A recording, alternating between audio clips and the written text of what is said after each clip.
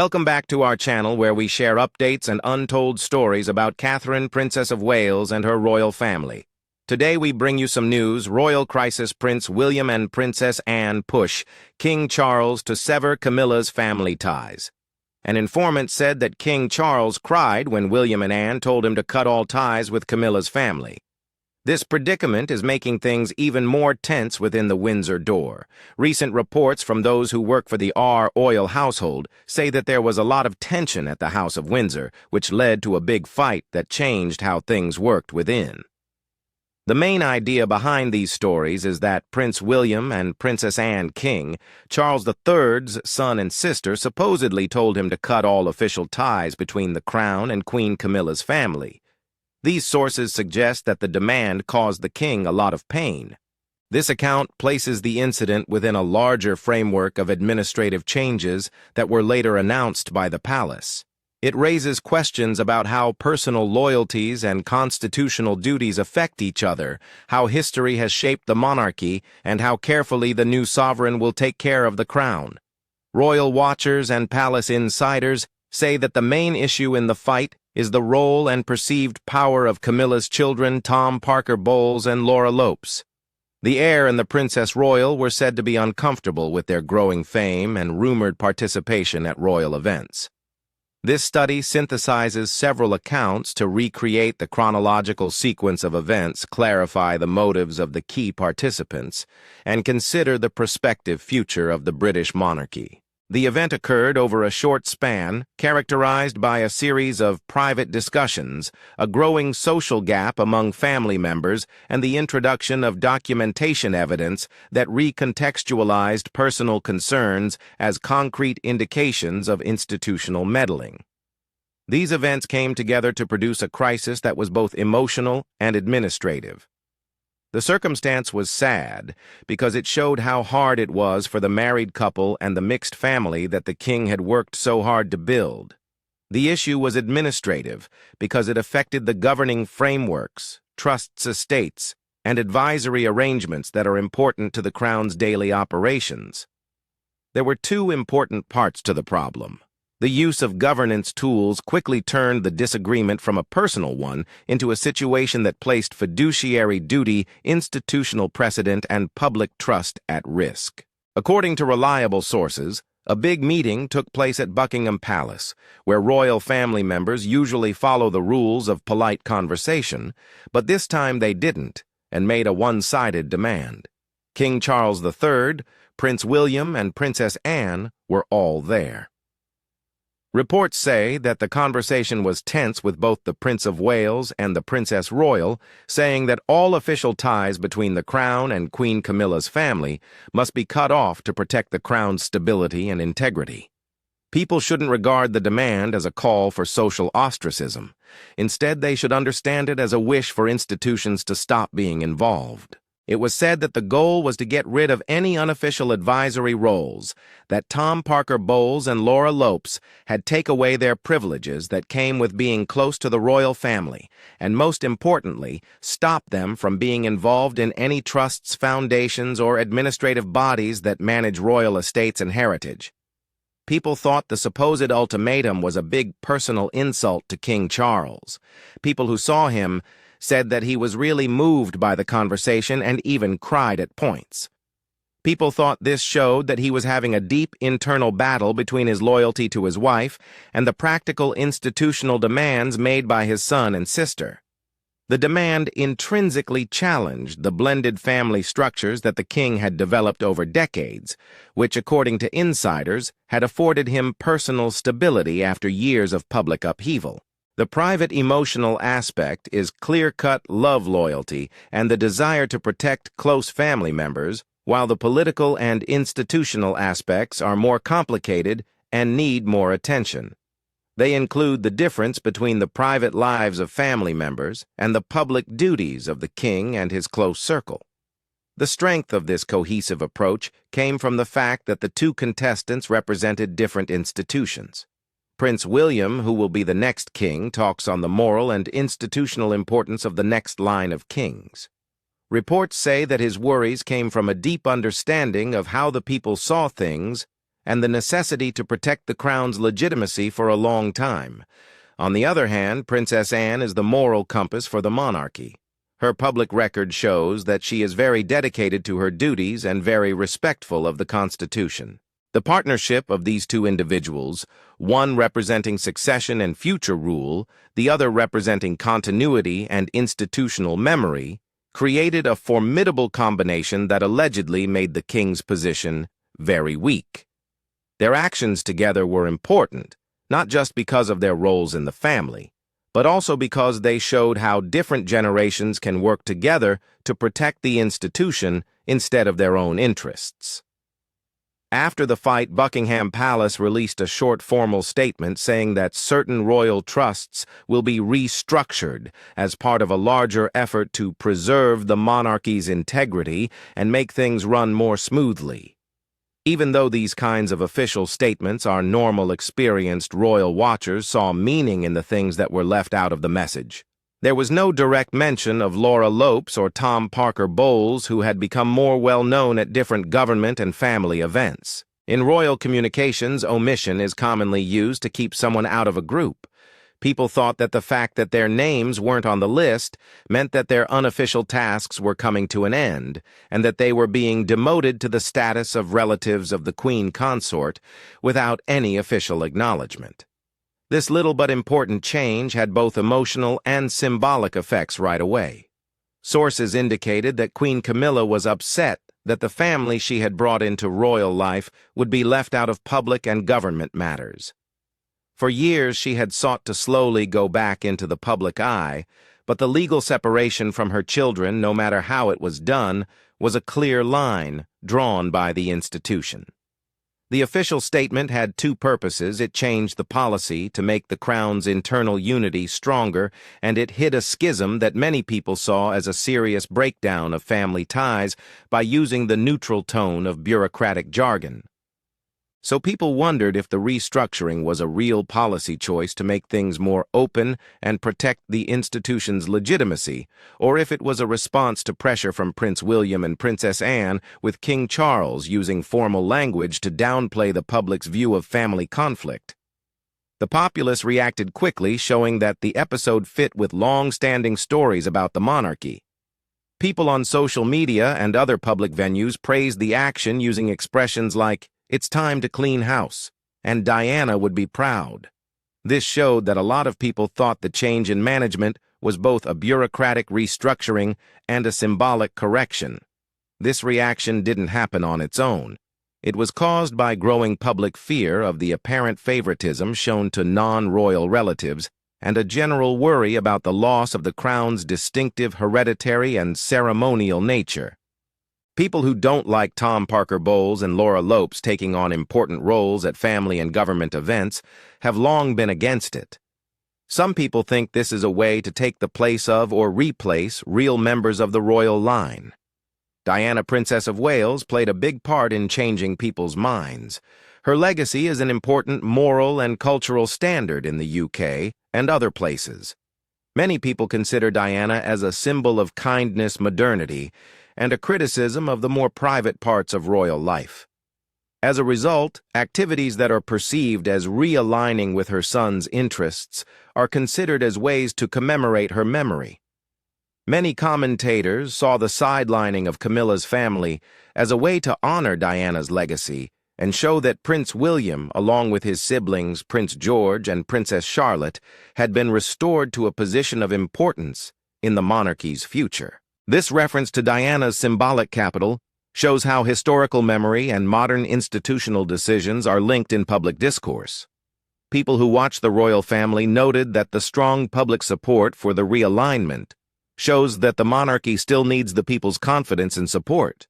Palace communicators quickly turned the decision into a reaffirmation of the institution's core values: tradition, legitimacy, and hereditary succession. Even if it cost them personally, they did this. In the near term, this point of view led to a big increase in support for the crown's leadership.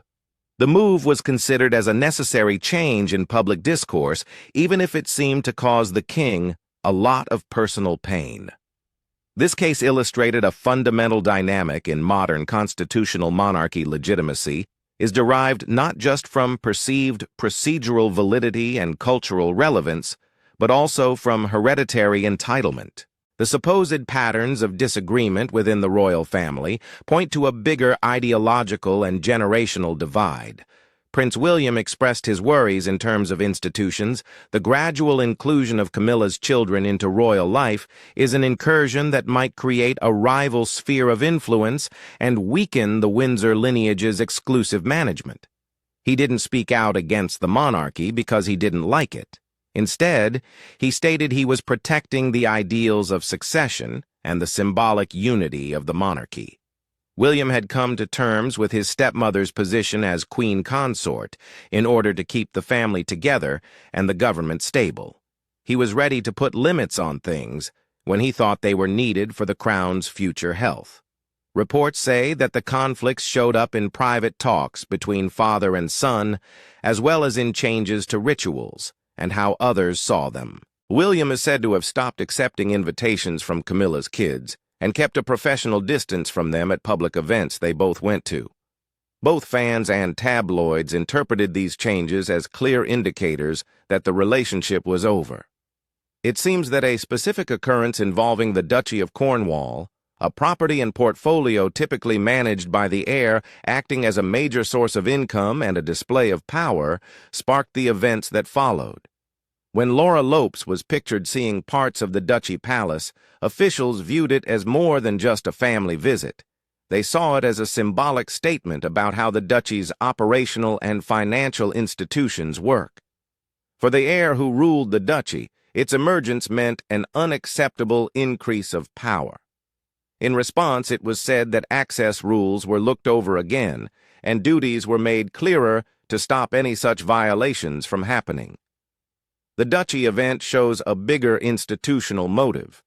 The Duchy of Cornwall has traditionally signified the responsibilities of the heir, including revenue creation, administrative competence, and a pivotal role in public participation regarding land management and stewardship. People who were worried about the openness of institutional prerogatives would have quickly jumped on any idea that outside forces were affecting its management, no matter how informal it was.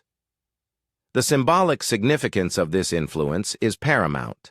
The management of estates and trusts transcends simple financial control, indicating who is responsible for the physical stewardship of the monarchy's assets. Critics saw what could have begun as social intimacy as an infringement on the visible expressions of royal power. Princess Anne's engagement brought a new view on the dispute that put constitutional propriety and historical continuity ahead of family reunion. Anne, known for being practical and not emotional, and for having a long history of public service, has been watching with growing alarm as Camilla's family becomes more like the royal family. Her objection was mostly based on a strict adherence to the unwritten rules and customs that have always controlled the House of Windsor, rather than being motivated by feelings. She thinks that hiring non-royal relatives for roles that reflect institutional access and power goes against established customs. Sources say that Princess Anne changed how she interacted with others after seeing that things weren't going as planned. She stopped going to events planned by Camilla's kids without saying anything publicly, and they didn't hang together anymore, frequently saying they had scheduling conflicts, which is a common way for the palace to say they weren't available. Anne is said to have made her case in clear constitutional terms at a private conference with King Charles and his advisors. She stressed the need of hereditary succession and the moral legitimacy that comes from following established institutional practice. "You are the king," along with the stern warning, "You are your mother's son," was a call to duty and a reference to Queen Elizabeth II's unique style of leadership and the responsibilities that come with being a monarch. Anne's position turned the fight from a simple family fight into a question of the crown's long-term legitimacy. William and Anne's involvement, although having the same goal but utilizing different rhetorical styles, is said to have made things much more difficult for King Charles. Sources at the palace say that there was a time when institutional needs took precedence over family closeness. The king faced an opposition that combined hereditary status with a desire to defend old ways. He was stuck between being faithful to his wife and being loyal to the institution. As more information comes to light, it seems that this conflict was made worse by contradicting documents and a subsequent disclosure. Reports say that Queen Camilla made a secret, passionate plea to the king to save her children from being left out. People say she backed up her point by saying that Laura Lopes and Tom Parker Bowles didn't want titles or formal control. They just wanted to feel comfortable and accepted in a mixed family. Camilla's case included her lengthy history as an outsider and her public image as the second wife. She said that the possibility of being officially excluded would put her marriage and her children's feeling of belonging at risk. Several sources say that she warned that a formal rejection of her family by the crown would tear us apart. The discovery of a document changed the issue from one of perception to one of supposed intent. People say that the document, which is supposed to have come from the Duchy of Cornwall's archives, is a draft plan for how to run certain royal estates and institutions in the future. Laura Lopes was also named as a possible trustee for one of these groups. If this supposed designation had been put into effect, it would have given her real fiduciary duty and control over assets that were closely linked to the wealth of the monarchy. For those who had previously thought that the Parker Bowles family's assimilation was a slow attack on institutional authority, the record confirmed their worst fears that Camilla had tried to get her children involved in the day-to-day running of the royal estate. The disclosure made things worse by turning private worries into real plans and possible attempts to undermine institutions.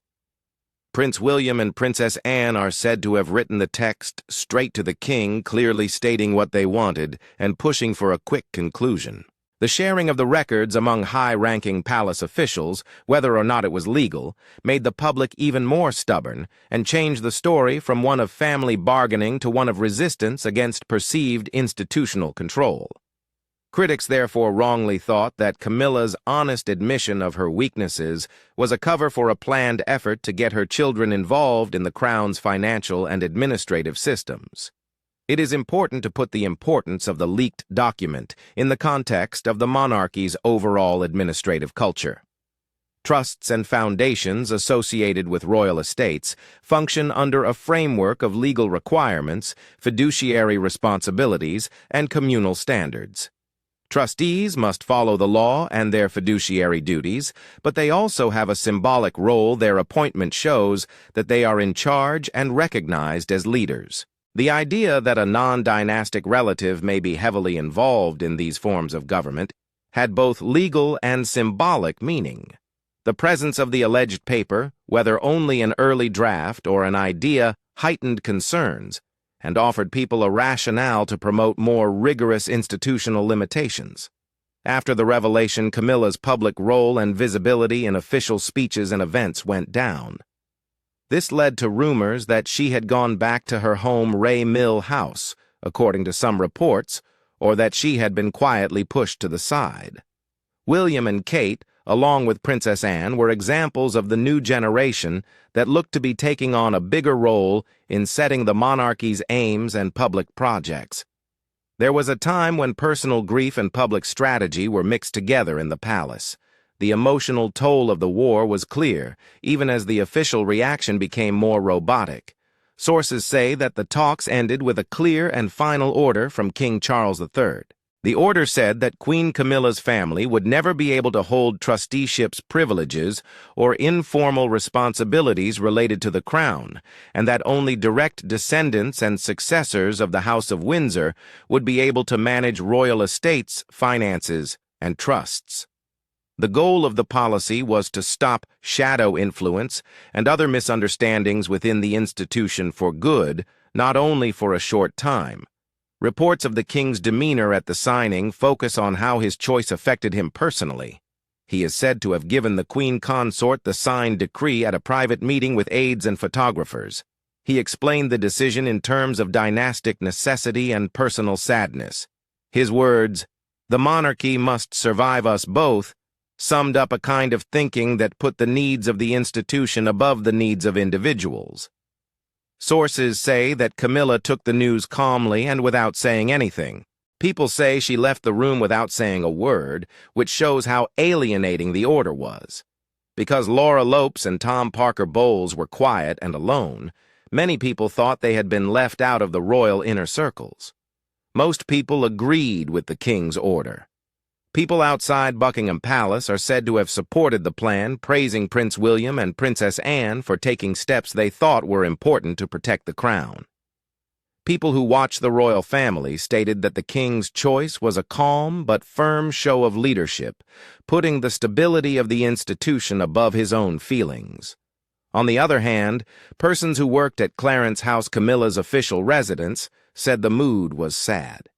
It is said that the Queen Consort still has her official title, but her sphere of influence is becoming smaller, which one insider called a gilded prison. The changes to the administration were made official by archival practice. A sealed document setting up the new trust arrangements was allegedly put in the Windsor archives, making sure that the policy change would be noted in the institution's records. Prince William and his children, Prince George and Princess Charlotte, were given the job of taking care of the estate and holding ceremonies once the stewardship was changed. Along with the official announcement, it is believed that the king sent a letter to the Queen Consort in which he expressed his sadness over the decision and ended with the clear statement, "I had no choice. History required it." People who work for the royal family say these changes are a big change for the family, a secret homegrown concentration of power that puts the direct Windsor line above outside family influences. The reconfiguration is significant not for its public execution, indeed it was intentionally understated, but because it signifies a definitive reaffirmation of tradition and institutional authority by the subsequent generation of royal caretakers. In addition to the immediate changes in staff and management, the event makes people think about long-lasting structural conflicts that affect the contemporary monarchy. At first, it shows that the monarchy may be affected by stories of personal legitimacy and popular opinion. When familial relationships are broken, constitutional choices may seem like personal betrayals. Second, it shows how hard it is for a sovereign to balance their personal feelings with duties that are fundamentally impersonal and long-term. Third, it shows that legacy figures, especially Diana, Princess of Wales, are still important to how people judge the royal family's behavior and goals. Ultimately, the story shows a dispute between generations over how far modernism may go. The heir and the Princess Royal wish to go back to stricter ideas about royal membership and power. The choice also makes it hard to run things well. The crown only lets direct heirs participate in trusts and estate management. This lowers the chances of conflicts of interest, but it might also limit the number of qualified people who can serve in governance posts. Professional trusteeship and advising roles often need diverse talents and networks. The disqualification of certain family candidates may compel increased dependence on external professional competence. The formalization of discriminatory practices may lead to inflexibilities that might be difficult to amend if the Crown later aims to broaden its advisory base in response to evolving demands or public expectations. The choice also affects how people see the monarchy's performance as legitimate. A constitutional monarchy relies not only on legal and customary frameworks, but also on many rituals, symbols, and emotional ties that foster interaction between the institution and the populace. The public's strong response to the order shows that for now making the line of hereditary stewardship clearer may make it seem more legitimate. The emotional expenses revealed in the private sphere, especially the Queen Consort's evident distress, pose reputational hazards. Some people could think that a king or queen putting the needs of the institution above their own relationships shows proper gravity, while others would think that this is doing damage that isn't necessary. The policy's long-term reputation will rely on how well the reasons given hold up over time and if the Crown can keep its rules clear while treating everyone fairly. There have been times in the past when the Windsor House's personal connections and official duties looked to be at odds with one another. The abdication crisis of 1936 and the strained relationships that followed Diana's death in 1997, together with the changes that followed, are two examples of times when the monarchy had to balance emotional needs with institutional needs. Each episode has added to the set of rules that modern artists employ to talk about or question what they do. This episode is a good example of internal consolidation as a response to perceived imminent dangers and a proactive way to avoid future conflicts that may weaken the monarchy's authority. This example shows how kings and queens use a mix of symbolic actions and changes in how they run their governments to handle risk. The palace's use of formal tools like sealed papers, updated trust agreements, and well-written public declarations shows that they know about both the legal and semiotic aspects of running an institution. The transformation of informal social distances, including rescinded invitations and modified seating arrangements into obligatory institutional rules, illustrates the negotiation and formalization of organizational boundaries. The clear marginalization of Camilla's family prompts normative inquiries on the norms that govern closeness to power. Should family connections be allowed to transform into institutional benefits, and if yes, what limitations should be established? On the other hand, what moral duties does a sovereign have to make sure that people from his private life may still get to or be safe? The different answers which stress either the crown's institutional integrity or the compassionate treatment of people show two different ideas of monarchy: one as a permanent public office with strict rules, and the other as a family business with built-in responsibilities. The decision to support institutional demarcation shows that the current custodial alliance values the original idea more highly. In the immediate institutional aftermath, observers saw a reorganization of ceremonial rituals and the development of public image. In the past, photos sometimes showed a larger group of family. After then, public events focused on the Windsor family. The heir and his immediate family, with the help of the Princess Royal, took on increasingly important roles in public ceremonies and management. This recalibration not only made the new governing institutions work better, but it also maintained a visual syntax of dynastic continuity that both local and foreign audiences could understand. In the end, the political effects, even if they aren't felt right away, are still important. The monarchy's relationship with elected bodies and civil society relies on a reservoir of political capital, which is somewhat influenced by the public perception of the crown as a neutral and stabilizing entity. The royal family made it clear that they were committed to fair governance and protecting the integrity of symbols by taking strong steps to get rid of what they saw as informal influence. The measure might also be perceived as an internal consolidation that hurts supporting leadership. This story may be used to criticize how the monarchy is not connected to the people. In conclusion, the alleged meeting and its repercussions suggest a complex but significant reconfiguration of authority within the House of Windsor. Insiders say that the so-called ultimatum from Prince William and Princess Anne the Queen Consort's passionate plea and the King's clear statement have all led to a new balance that puts hereditary succession and institutional certainty ahead of family unity. The immediate consequence has been to strengthen Prince William's position as heir and to highlight Princess Anne's role as the keeper of tradition. Many people who thought the adjustment would fix unfair things have accepted it. Privately, some have said that the event caused the monarch a lot of personal pain since he had to choose between his duties as a son and his duties as a monarch. The Parker Bowles family's marginalization, carried out with administrative precision and resulting in real human consequences, serves as a reminder that under a constitutional monarchy, personal connections are often set aside to protect the integrity of institutions. The Crown, now strengthened in its institutions, must confront the lasting human and political consequences of valuing lineage and historical continuity. How it deals with these effects by restoring the narrative, showing that it is a fair steward, or coming up with new ways to include family members in social situations, will affect how people see the monarchy's purpose and character in the future. This little but important change will provide the groundwork for the next stage in the monarchy's growth.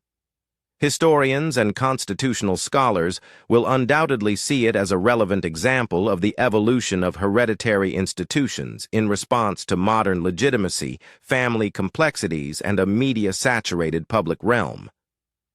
Thank you for watching the video. Please let us know your thoughts and goodbye for now.